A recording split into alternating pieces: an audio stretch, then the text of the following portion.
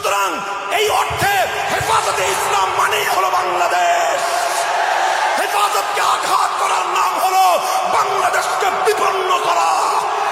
যারা বাংলাদেশের উপর আঘাত করতে আসবে সে হাত ভেঙে গুড়িয়ে দেব, ভেঙে গুড়িয়ে দেব।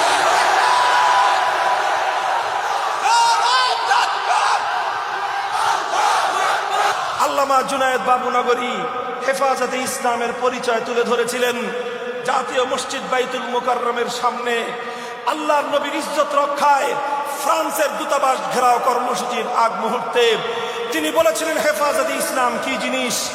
বলতে গিয়ে বলেছিলেন হেফাজতে ইসলামের দায়িত্বশীল এদেশের সমস্ত আলেম সমাজ, হেফাজতের দায়িত্বশীল এদেশের সমস্ত মসজিদের ইমাম সাহেবান, হেফাজতের কর্মী কারা?